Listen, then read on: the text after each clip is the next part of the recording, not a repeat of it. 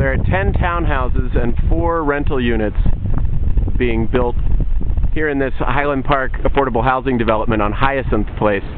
The rental units are off here to the left. The rest are all townhouses. The apartments will be one story, the townhouses multiple stories. And the apartments only have outdoor parking, no garage space. But otherwise, they're approximately the same square footage, I was told. And it's a great location. Behind us, about a half a block, is the train station. And it's a very nice residential neighborhood just beyond these houses. The buildings obviously aren't complete yet. They're wrapped in Tyvek. They're wrapped in their insulating wrap. But they have, in the renderings, a very contemporary look. And Mary Ellen, what are the materials going to be on the facades? Well, the materials will be hardy board and stucco. Hardy board is very hardy. It's a cement board that looks just like any type of siding, but it has, you know, a 50-year life expectancy. And what we tried to do was fit within the neighborhood. There's a mixture of architecture within the neighborhood, but we found that the more modern architecture fit here.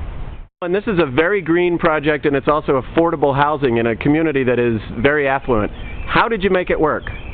We were very, very lucky to work in a community that was very supportive. The city of Highland Park donated the land to the project to enable us to move forward with it. And then we also received a number of grants to help us write down the cost so that we could include a lot of the green technology. And Rob, what was the value of the land the city donated? The value of the land was approximately $2 million, and then there was an additional value of about $200,000 of waiving permit fees and impact fees. And the city of Highland Park also gave an additional grant of about $450,000. Rob is standing by the front door of the townhouse. We're in the living room. Stairs over there at the edge of the picture. You go up, and then Mary Ellen is standing on the next level where the kitchen and dining room are. Mary Ellen, there's a lot of space here. I think you told me the townhouses are 1,600 square feet? Yes, it's a little space. Mm-hmm. And what's the price? The price point starts at $165 and goes up to $239. And these are valued, you said they'd be valued at much more. They're roughly valued at about $400,000. That's a big difference. It's a substantial difference.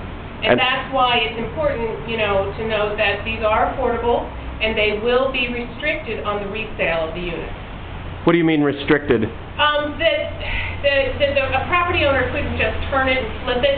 These units will be owned by the community land trust, so that after a person purchases the unit, there will be a ground lease, and they lease the land underneath their unit, and they own their improvement. And that ground lease will have restrictions on what they can sell the homes for in the future. Oh. The way the land trust works that in exchange for paying 20 to 65% below the market value, you agree to sell it at a lower price when you go to sell your home. So you agree to get a certain percentage of the market appreciation, but that appreciation is capped so the home remains affordable for the next buyer. Here upstairs there are 3 bedrooms and 2 baths. It's hard to tell because, of course, it's only joists now. The construction isn't finished. But this is a 3-bedroom townhouse. We're up on the top floor with views out over the trees and in the back into the sort of courtyard area between the buildings.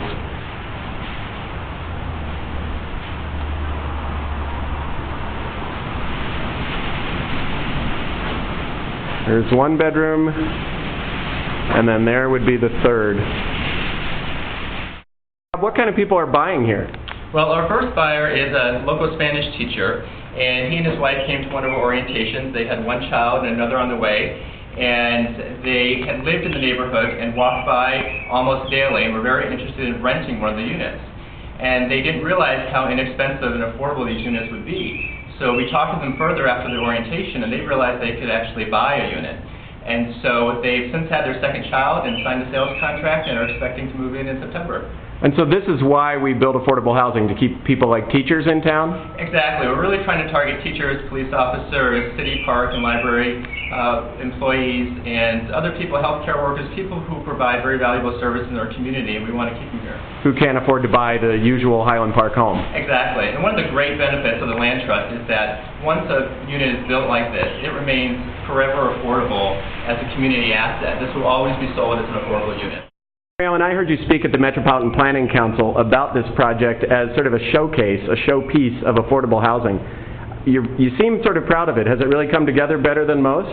It really has, mainly because the partnership has been so strong, and other developers have even said to me, gee, you know, this is such a perfect project. It all came together so well for you that it really is a showcase of affordable housing, because we had so many good partnerships with the city, the for-profit developer, the non-profit developer, and the community land trust.